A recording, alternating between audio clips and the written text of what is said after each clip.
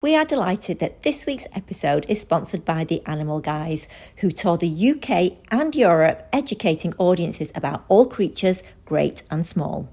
Having just completed a sellout theatre tour, what makes the Animal Guys different is they've developed an entire show that involves no live animals. They truly believe in learning through laughter and educating families today so that we can save the animals of tomorrow. To find out more and for tickets to their tour, just Google The Animal Guys. I was totally overwhelmed. I couldn't eat, sleep. I was irritable, irrational, anxious. I couldn't even concentrate.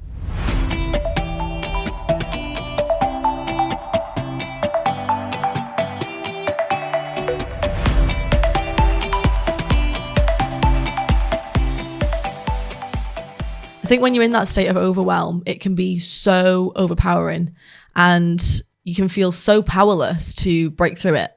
And I'm just so grateful that when I was in that situation, I had mum to turn to, really. Ah, thank you. Yeah, but I see I've got a very good system for overwhelm.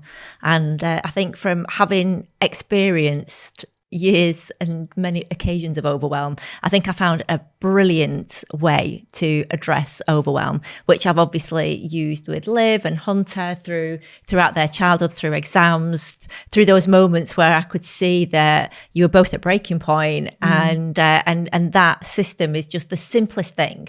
So, you know, if you feel in a state of overwhelm, it's because you've got all these tasks inside your head, and literally it just feels like your head's going to explode.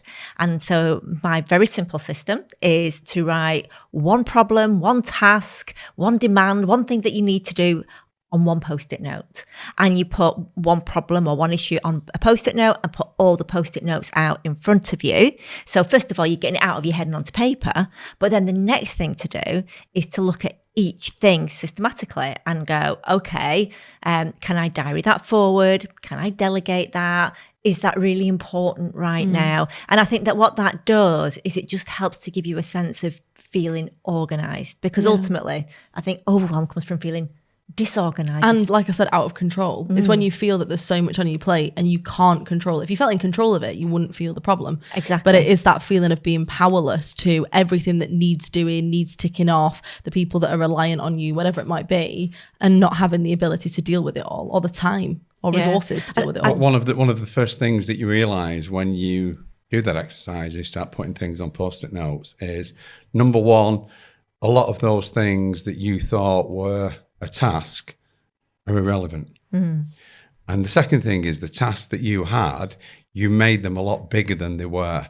So ultimately the state of overwhelm really is caused by looking at things in the incorrect perspective and making them a lot bigger and a lot more frightening than what they actually are. Interestingly, I searched the definition of overwhelm, and I think we can all really relate to this, in that the definition was bury or drown beneath a huge mass of something. And that's literally what it feels like. Where do you get that definition from? I actually used the Google, and it was from Oxford. Are you sure? That's what it said. Are you There sure? was other words, there was other things. And that's from the Oxford English Dictionary? Yes. Yeah, that's Okay. I can what my fact check mate if you want. But Please interestingly, do. But Mr. Google said that. But interestingly, on the businesses. key words there are a huge mass, right? Because if we look at our lives, we don't huge. Yeah, we don't really have. So like you were saying, Eugene. Yeah, Eugene. Do you say Eugene any differently to the word huge? Look, it's what is it? What? No, say the word, right? Just say like Eugene is huge. Eugene is huge. It's the same word. Thing. Right, well, what can I say? All right. Anyway, but the fact of the matter is, well, you're making it into something that it's not. And I think that's a key thing of this, because look at it, if you look at the simplicity of it, how can you just taking stuff out of your mind and put it down on Post-it notes, how can it make you feel so much better? And it does. And for anyone that's not tried that, you've got to try it. You know, it really, really works. But when you look at those things in front of you, you realise a lot of that stuff just isn't important. Yeah, no, it's true. I mean, I think I've done Post-it notes with both of you over the years. I remember doing it with you as well, Hunter. And you found it helpful also, didn't you? You sort of felt it was... Yeah, it's just getting it down, really. You realise that a lot of the times there isn't as much as you think there is once you get down. It just really helps seeing it all. It makes it easier to tackle. You feel like it's more approachable and easier to deal with. Yeah, and I think, totally. And I think it also, by putting it down on paper, what you're actually then doing is addressing each point so that you can actually go, right, okay, I'll deal with that one today, I'll deal with that one tomorrow, but slowly and systematically, even if you're deferring when to address it, once you've deferred it, you know you don't have to think about it. Because you're still dealing with it. Until Yeah. that point. I was just going to say, so I couldn't find the Oxford English Dictionary, but I found Cambridge Dictionary on here.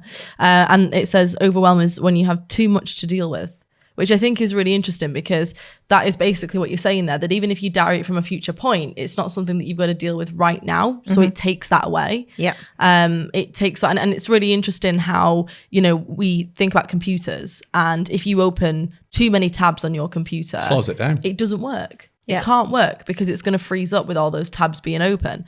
And, you know, the brain is exactly the same. If you've got so many tabs that are open, you're going to feel out of control because nothing functions as well, because we're trying to run too many programs and we're actually really bad at multitasking. So it makes it near impossible. Yeah, absolutely. I think what's also interesting is that overwhelm is very much individual as well, because you know, we've worked with people over the years, and literally when they've taken everything out and on the post-it notes, there'll be like maybe 30 post-it notes, and yet some other people there's been 7. Yeah. And you know, so again, it depends on what we when we start to use that word, where are we in the scheme of things? And some people feel overwhelmed when in theory they're not that overwhelmed, but it's just that they've made a bigger story out of But it. sometimes I think, and I think I was saying this to Liv, that in some regards, feeling overwhelmed almost makes you feel validated that you've got lots going on in your life, and that there's a positive side to it that,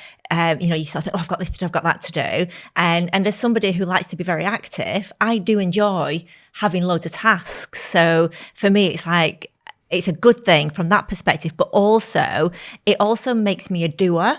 I think that when I am taskless, I feel empty. I feel like my energy levels suddenly drop because I've got nothing to do. I like to have a focus. I like to have things to do. That's very interesting about you, Eva, because one thing that, you know, in our day, when we get up in the morning and we're talking about our day, I just get on with it, but you've got to relate to me all the things that you've got to do in the day. It's like you're reading down a list, and I'm like, right, and even now, but we can talk about this now, I still wonder why you do that. Okay, I can tell you exactly why. Yeah. And I know Liv does it too, because she's learned it from me, I guess, potentially. But the reason I like to vocalise my to-dos is because as I'm vocalising it, in my head, I am giving myself a priority list, and I'm also almost working out how I'm going to go about that, because it's almost like I map out my days. Even if I'm going to go shopping, I map out where I need to go so that I can make my time as streamlined and I can maximize on it and be as efficient on it as possible. One thing that I'm not very tolerant of is wasting time or not looking at, well, whilst I was there, I could actually multitask and get that second thing done.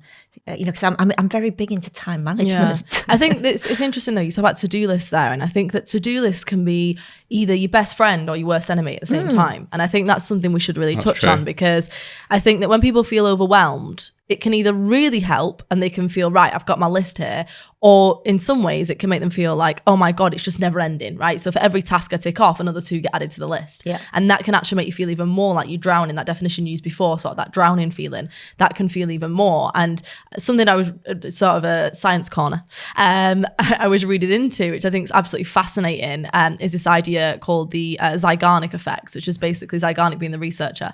And she acknowledged the fact that, you know, when people have memories for things, their prominent memories are the things that are unfinished. So she would find that in restaurants, waitresses would remember the sort of people they hadn't yet collected money from. They knew all their orders, but the people that had been and gone, you know, once they walked out the door, they collected their money. That was it. They closed it off in their mind.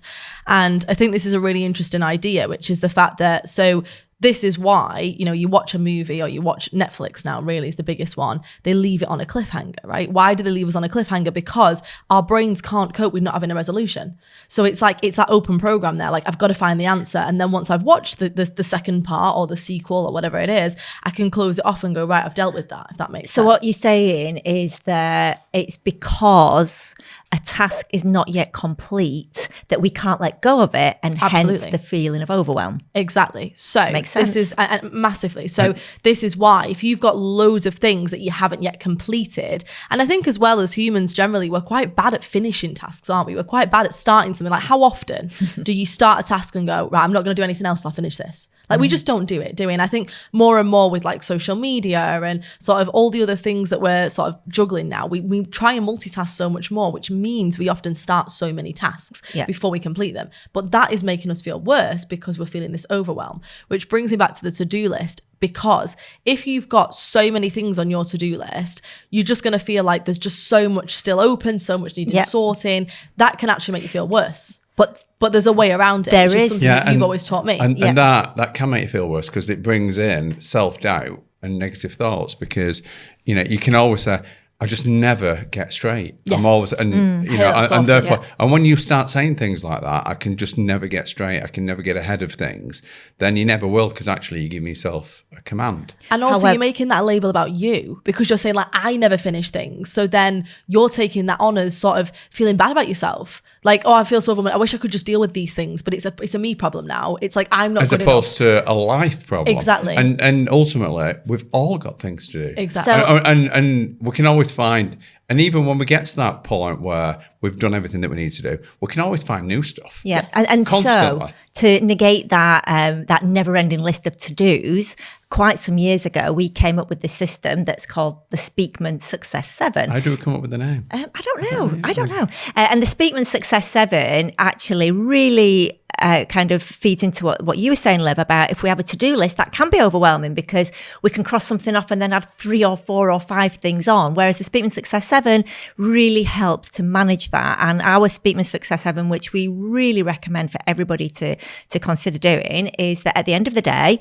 you get a list, you write numbers 1 through to 7, 1, 2, and 3 are the things that you want to complete the next day. Number 4 and 5 are things that you'd like to, but it wouldn't be the end of the world if you didn't. And 6 and 7 can wait till the following day. And by doing that, what you're actually saying to yourself is that I only actually have 3 tasks. And for some people, it might be that you just want to do Speakman's Success 7, 1 and 2 are the definite things that you're going to do. 3, 4 and 5 are things you'd like to do. And 6 and 7 are things that can wait till the following day. And what's lovely about that is that literally you're really condensing it, bringing it down. It's not too overwhelming. It's very achievable. And therefore, you actually feel like the things that matter I've completed. But you're also giving yourself permission that if I don't do this today, it's okay to do it Correct. tomorrow. Yeah. Right? But it's not going to leave that. It's not like you're going to just forget it and never do it. You're saying, okay, I can do And I that think that's a tomorrow. really interesting point is that permission, because So giving important. yourself that permission allows you to shut that program down, right? It Yeah. allows you to close that window. I said about a computer before. Yeah. It allows you to go, right, that's fine. And that can be, allowing yourself to do that can be writing it in your diary and going, I'll deal with that next week. It can be, for example, we always say to people, if they feel like they're in bed and their thoughts are sort of swimming around of things they need to do the next day, write it on a piece of paper and go, right, I'm giving myself permission now to deal with that tomorrow, because there's no point me sitting thinking about it now. And I think actually I've done that to myself, giving yourself that permission. I remember when I was at Oxford and feeling so overwhelmed. And this was, at the start of this episode, I spoke about when I was in the worst sort of place, when I was totally overwhelmed. And I kind of surrendered to that feeling of overwhelm and just was like, I don't know what to do, which was when you came in and sort of helped me with prioritizing everything, putting it all out. Superman. Yes, absolutely. But like in that moment, I think that, having that permission and me going, right, I've done everything I can do today. I've done all the revision I can do. I've done everything that I'm able. And now I've got to give myself permission to go, I can't deal with it right now. I'm going to go to bed. I'm going to sleep on it. And tomorrow I'll look at this list and I'll start again. And I think that permission is so important to give yourself to switch off.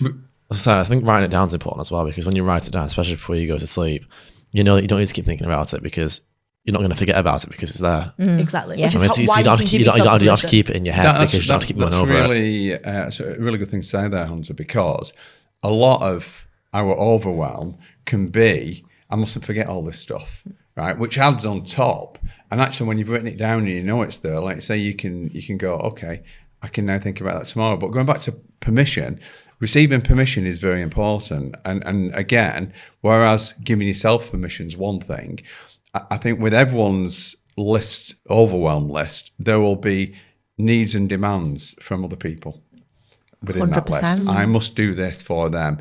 Right. So actually being able to pick the phone up to that person and say, look, I know you wanted this done by tomorrow, but I'm just really overwhelmed at the moment. Can I do it by next week? And getting permission to do those things and move them on. Again, it lifts such a weight. And I feel that one of the biggest contributors to feeling overwhelmed is the inability to simply just say no to people. You know, how many times do we feel like we've got a billion things that we need to do, and then somebody says, oh, can you do this, or can you pick this up for me, or can you help me with this? And you go, all right then. And inside you're thinking, no, I really am struggling. I'm at breaking point. And why is it that we struggle to say no? And that's usually because, you know, we don't want to feel that we're letting people down. It's because it might be because we want to appear like we're super capable. It might be because we have low self-esteem and don't feel great about ourselves. So the thought that somebody might think badly of us is just too horrendous to actually say, I'm really sorry, but I can't do this right now. Well, but we just have an inherent problem saying no, you know, because ultimately we are all people pleasers. So the answer to that is, do you know what? Yes, I would love to do that, but I just can't do it right now because I've got so much stuff on. I could do it, but it might be a couple of weeks. I don't know if that's okay. And then, you know, most probably they'll find someone else. So you're not actually saying no. You're just saying, you're saying actually, yes, I'd love to and I will, but I can't just do it right now. And that's the way to, if you are somebody that struggles to say no, that is just a way that you can actually deal with that situation. So yeah, I mean, you can add on that, because I don't want to let you down. I just don't like letting people down, but I've got a lot of stuff on right now that I'm doing for other people that I don't want to let down. So I can do that for you, but it's probably going to be 2 or 3 weeks in the future. So I hope that's all right. And, you know, and most people will go, actually, I could do it done before then, so I'll find someone else. Great. Yeah. You've not said no. No. But I think if you sort of look at why do we feel overwhelmed? Who contributes? What contributes to that overwhelm? I think, you know, that we can all say that, you know, the demands of others is you know, everybody throw in some of your ideas. Yeah. And even it can even be not them demanding it, but our perception of that. So what I mean by that is not wanting to let people down. So, you know, I mean, a big one for me is and I mentioned it before actually on this podcast, is I'm really bad at getting back to people's messages.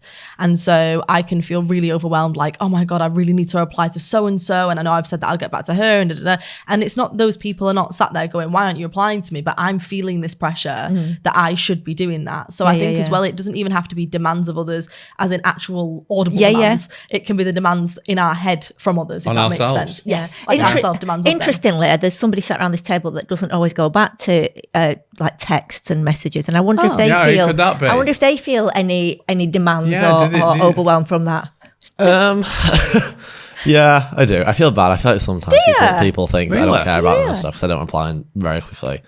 Well, not just people, just maybe person or people really. It's people around the table. Yeah, pretty much everyone around the table. But I'd say I can reply to like 3 or 4 people quickly. And other than that, I'm like, I'll just sit down and actually. I get it. I do get that too. Find time to respond. I am kind of teasing, but I do get that. But do you not think that with that, when it goes responding to people, that we very quickly open a message and read it, and then we can either go back with a 1 or 2 word answer, or we think, I need to think about that one. I need to do a decent reply to that. Yeah. And that's then definitely when you get involved with other stuff and you forget it altogether. Yeah. But then it goes back to that overwhelm, that open tab, right? It's what I was saying before, that thing of like, it's there in our heads because it's that open tab. And then it's like, oh, I've really got to do that. And you keep knowing you've got to do it, but you're never closing it down. Yeah. Does that make sense? Yeah. Well, I've got a situation now because someone contacted us. It was a WhatsApp message and I saw the beginning of it, but and then I was like, oh, I need to think about when I'm going back to that. And then I've looked at it since and thought, I need to think about that. And now I've got to the point where now not only do I need to think about it, but I've got to give an excuse as to why I didn't get back to it straight away. Right. So now creating more problems. It is. And if I'm dead honest here, I'm like 2 weeks on and I'm thinking, oh no, there's the excuse and then the answer. And and to go back to someone and say, look, are we really thinking about this? Doesn't really, I've tried that before, and people go, well, what do you have to think about? Yeah. It is true that you But that's a complete and utterly self-imposed pressure. I get that, yeah. And I do know what you're saying, because if I get like a message through and I see it, because, I'm not great either, but if I see it and it's like one of those where you can do like a thumbs up or a love heart, they always get one dead quick. Brilliant. Dink, done. But then there's like the yes, no, can I speak later ones? They're okay. But I know what you're saying. It's the ones that require a little bit extra typage. And being somebody that Nick and I, we're both, we're one fingerers, aren't we? Where you type with one finger, dead slow. Whereas Liv and Hunter are like, diddling, they're like, yeah, but like even so, though I I sent Hunter 2 messages on Saturday, I never got a reply. Still haven't got a reply. But anyway, just going back to this particular message, it wasn't just me thinking about it, typing it was discussing with you as well. Makes it you have to hard. make an appointment and it's these like, days. let's just talk about this, and you said, we'll talk about it tomorrow, and it's just moved on, it's sat there, and at the end of this podcast, I'm going to have to deal with it. You are, but that, and again, this is definitely a future episode that we're doing, but that then leads to kind of what could be classed as procrastination, doesn't it? Because because you've inflated. It is, but not on purpose. No, of course it's not. But that is one of the causes. But again, we know it's something. But I was just going to say, Nikki sent us a message because we asked about overwhelm and what causes overwhelm. And Nikki actually said, my phone, all the life admin apps, social media, messages, everything to keep track of. And that's the thing, isn't it? It is really overwhelming to feel like you've got, because I suppose before social media, you wouldn't have all those things to get back to. You wouldn't have, you just get on with the things that you've got to do and then deal with people as and when you see them. You wouldn't be having people messaging here and there and everywhere. And because there is so many apps, that makes it harder, right? It's not like you've just got text. You've got Facebook messages, you've got Instagram messages, you've got, whatever other platforms you use, WhatsApp. It's like there's so many messages coming in and it's like you're trying to keep track of all. I mean, sometimes I sit down and I feel like I've got to go through each one. Right, WhatsApp, but let's go back to them. Okay, text. Do you know what I mean? But how many times have you been in the middle of something where or even being on the phone, because that's what it's there for, innit? It's the phone. Let's be honest, we forget that. How do you do a phone? Have you heard this? How do you do a phone? Right, so you're all right. So like younger kids now, excuse me, like I'm talking like 8-year-olds and like under, that, you say to them, like pretend you're on the phone, and they go like that. Because it's like an iPhone, isn't it? Oh, the full hand. Yeah, whereas not we the do finger, that. not the finger and thumb. I do a finger and thumb. Yeah, of course you do it. We're talking to the little finger, and the thumb goes in the ear. We need to have another child, so we've got another generation. We've got another generation. Yeah, but do you not think kids now have it on loudspeaker and they've got it in front of them? No, it's that. Yeah, there's videos of parents now asking their kids, and if any parents are listening, ask your child. I find this fascinating. Do pretend you're on the phone, and they go like that. Like that. Rather than that. So how many times though I was leaning to when well, you're doing it now though. I'm on the phone. Yeah, I'm on the phone. George, you the same ear. Is it always the same ear? Think about it. Always the same ear. I do it regularly enough to know. Also now I'm thinking. Always the same ear until it gets hot. And then you're going to swap it. But I'm also now thinking people that are listening to this and not watching are going to have no idea what we're doing. Is it that side? Is it that side? Do you do it like that? Do you do it like that? Have to watch on YouTube. Just to explain though for people that are listening, I feel like I'm doing an audio description here. We're talking about when people pretend to do a phone action, whether you do it in the old style phone. Think Peter Kay when he says phone. Yeah, with your fingers in and your thumb and little finger out. Yeah. Or do you do it as though you're holding an iPhone next to your ear? Yeah. That's the description. So I've been on the phone and I've heard a message come through and I've looked at it whilst I've been talking to someone on the phone and thought, oh, great. All right. And then I finished the phone call, can't find the message. Yeah. It's like, what's it coming on? Yeah. Right, I saw it. Too many it's platforms. not there now. I don't know that happens to me a lot. Right, and then I'm like, I need to get back to that person because I was waiting for the answer. Can't find how they sent it, man. What is that, I can't say that we have that problem. Do you have that problem? Not really. I think that's an old people problem. Oh, must be, because I don't know. Yeah. Well, I think that's not the old. No, you agreed with me. Yeah, no, I'm with you. Yeah, right. I have that happen. Like, well, I see a message come up And when I I'm on don't the know where phone, it is, and then by I can't what find means. it. Yeah, I'm like that. I'm like, how can I have seen it and then it's disappeared into the abyss of what is my phone? I've got to tell you, that has never happened to me in 27 years of life. Hunter? Never. But I've gone back and then found notifications.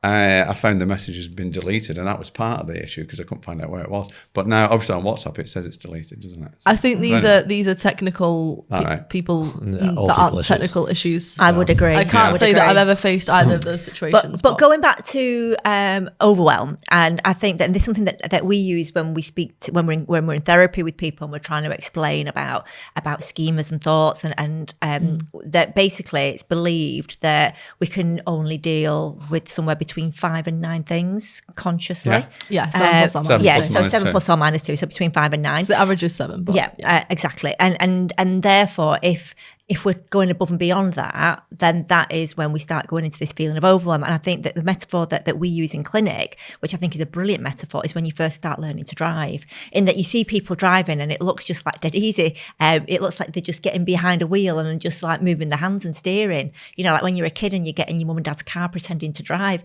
That's the concept of driving, well, the isn't concept it? is, from a conditioning perspective, I always used to look at my dad driving a car, and I thought that there were 5 things that you had to do to drive a car, which was put the ignition in, you had the steering wheel, you had a mirror, and you had a brake and an accelerator. That's all. That was my perception. I didn't even think that. No, I didn't. I just thought you just turn the wheel and press the pedals. I did. I did. Like a go-kart. Yeah. Turn the wheel and press the pedals. And then what actually happens is you get behind the wheel of that car thinking this is going to be dead easy. And I remember my very first driving lesson, and I was absolutely devastated because I thought, well, that's pants. That's not easy like it looked. But that's the reason being there is the first time, and I'm going to come to you in a second, Hunter, but the first time you get behind the wheel of a car and you've got like clutch and you've got handbrake and you've got indicators and you've got these mirrors and all this. Pedals, and it is a mirrors. complete and utter state of overwhelm until you start to do it unconsciously, and then it kind of gets moved into the unconscious and it creating a schema. Having said that, also whilst using this metaphor, must congratulate you, Hunter, just passing your driving Thank test you. a week ago today. Yeah. I think it was, wasn't it? was. And honestly, I'm dead impressed with you. Very, very well done. Thank you. Big shout out to 5 Day UK, by the way, because that Alan. condensed, and Alan, Alan. your mate Ali, because that condensed 5 days, I guess, helped you to move the overwhelm bits into the unconscious, so you were able to do it. And obviously the practicing did that as well. But congratulations on passing your driving test, Thank my you. dear. I'm a bit disappointed. I mean, I did 5 Day as well. They did my driving test, but I didn't have Alan. I didn't have an Alan. Didn't have an Alan. I mean, the man that did my test, that did my driving was lovely. But Yeah. No, I you feel both. I still need Alan still Alan's text. a legend. He is you both Still passed. text. You do. You still text even though you Yeah, we do, passed. yeah. That is so yeah, of lovely. course. But did you both, sort of from the conversation of overwhelm, were you kind of, because there was like more things to consider that you probably hadn't thought about, and that feeling of overwhelm, did you both feel that? Yeah, massively. That was the biggest thing, really, because I felt there was so much to focus on, so much to do. It just felt hard to keep track of everything and make sure I was doing it all right and safely. And then as you do it for longer, it kind of becomes habit, and then you don't really think about it as much anymore, and it opens up more headspace. And I think, one thing I will say is that I thought driving would be easy because I'm actually the daughter of an advanced driver. I don't know if you know, because he doesn't mention it often. No, he doesn't. He doesn't. He doesn't mention it often. It slipped my mind because he rarely mentions it. Honestly, I only hear it like once a week. Yeah, that's it. So, I could have forgotten, but I was thinking, because I'm the daughter of an advanced driver, Yeah. I'm sure it'll be really and obviously, easy. and myself being a wife of an advanced driver. I know, but you don't have the genetics. Honestly, you know what I I mean? know. I know, You're so but- lucky. Honestly, you totally are. I want to ask Hunter though, because when your perception of, because what I have noticed is that we've we've driven around our area for such a long time, because we lived in a house all your life, and yet you didn't know the area because you sit in the car and you don't take that information in. What relates to what and where it is on the map as such. Whereas now, is that information coming in now? You're driving? The weirdest thing was that I didn't realise that road markings were a thing until I started driving. like it's the arrow saying if it's left, straight on, whatever. Yeah. I didn't know they were the thing. That's so Un- funny. until- 'Cause you're not looking until- down, no, are you, I guess, I never looked. So, yeah. that's So the what thing. else is new for you? Well, that just like the area, just everything really. Like just any kind of road markings, like give way, anything like that is. But Is it was just never totally, important no, to it you, was wasn't. it? No, it's just. But are you creating it like a mental roadmap now of where we live in comparison with places that we go? So let's say the supermarket. Yeah, it's weird. It's weird even now thinking, I want to get there and think about the different routes to get there. When before I never would have thought that was. Amazing, I never isn't would have done that before. But anyway, bringing it back to overwhelm as opposed to routes around our house. I don't know, that applies to a lot of people. To be fair. I'm sure a lot of listeners. But it's think, interesting what, in a given situation, what we take in and what other people take in. But it's what we no. prioritise and what's important to us. So it wouldn't be important to him then. Yeah, but because now it we is. could have driven down the same route for the last 20 years and we could have done it pretty much every day, but you would have no recollection of that route whatsoever until you actually drove it yourself. Having said that, so coming back though to overwhelm and why a lot of us feel overwhelmed, and I think mental health, when we have issues with our mental health, that really contributes to feeling of overwhelm, because ultimately what we've established in our chat today is that one of the reasons that we feel overwhelmed is because we're looking for a solution. We need a solution to be but we able to feel box it off. powerless, and I think that's the thing. It's it's that lack of power, and it's interesting because you do so many things at once. And Dad mentioned before about, some people can get overwhelmed with quite minor things and some people can get overwhelmed with loads of things, like you do loads of things. But I think it comes down to what you feel capable of and what you feel is in your control and power. And there's a really interesting thing that I remember learning about at Oxford, which is the difference between, so when we face an obstacle in life, what determines whether that obstacle makes us stronger and we grow from it and we go, actually, I'm an even better person now and I can do so much more, or what determines whether we go, oh my God, that was awful, I feel horrific, it's really messed me up and made me feel worse, that sort of thing. Like, what determines that? And the big answer to that, what we know from research, is that it's how successful we were in dealing with it. So if you deal with something successfully that was like a massive challenge, that makes you feel stronger. You're more resilient. You're like, I know how to do this now. I've done that, so I can take on the world.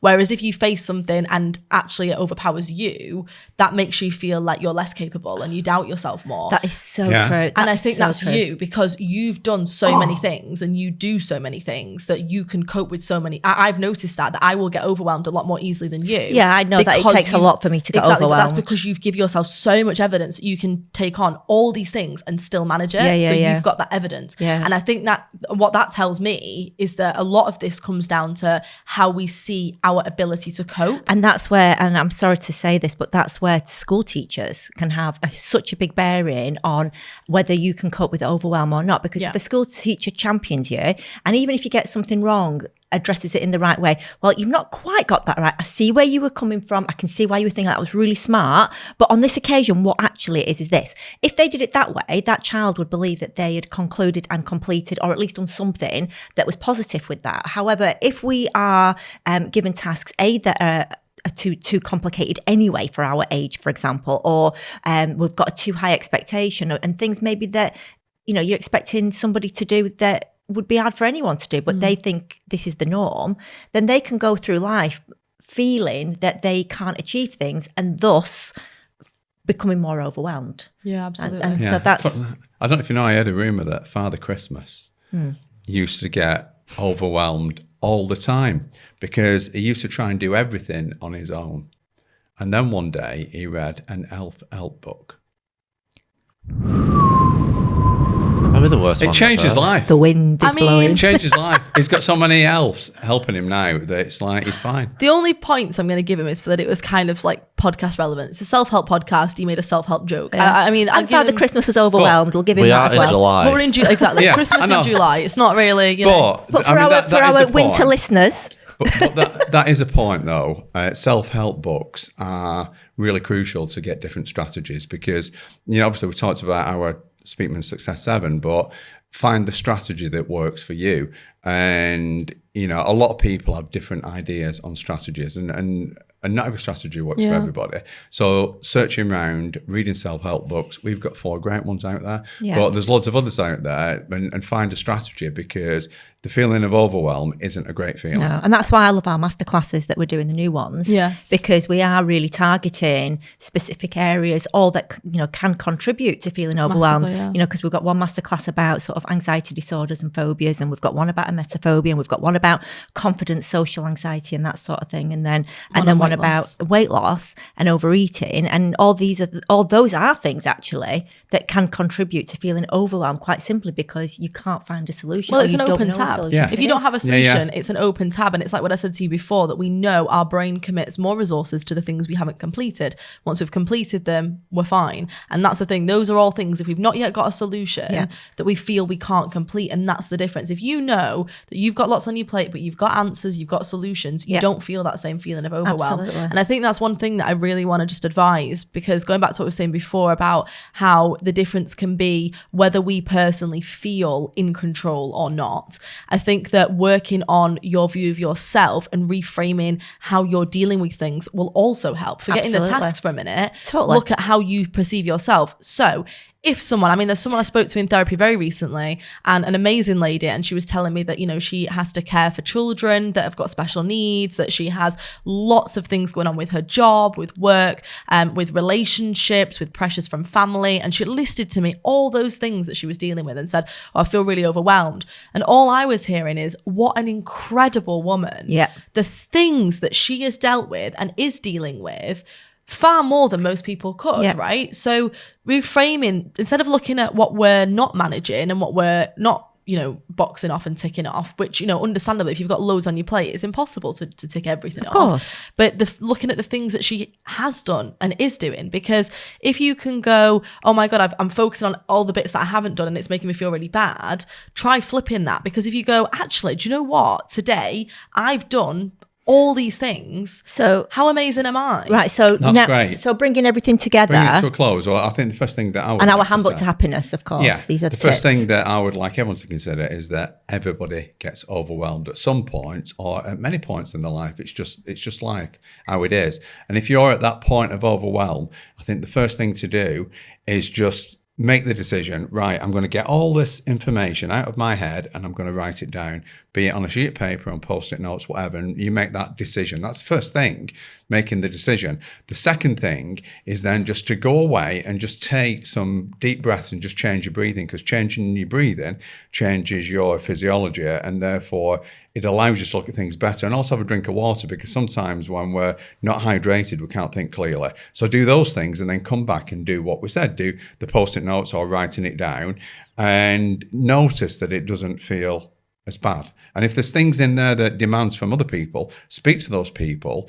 and try and negate those demands and put them back. And even saying, look, I really wanted to do this. When I said I'd do it, I really wanted to do this, but I've just not been able to fit it in. So I'm really sorry. Yeah. So Hunter, do you want to go next? What do you want to add into the handbook to happiness? Any tips? Just writing things down, I think, really is the most important thing, because it just makes it so much easier to deal with. It's not on your mind. You're not thinking about it as much because you don't feel like you need to forget it. It's all there.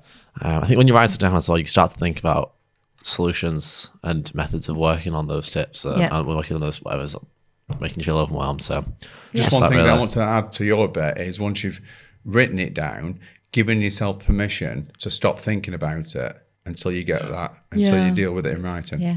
Liv, Yeah, absolutely. handbook to happiness. I mean, you already started with your client, and that was a great bit of advice that you were saying. Yeah, Yeah. no, I just think realizing what you are doing rather than what you're not, because, we really do focus, and it's a natural thing. As I said, our brains do that. So it's about challenging that, right? Because it's natural for us to go to the things we've not done and the things that we've still open and unanswered and unresolved.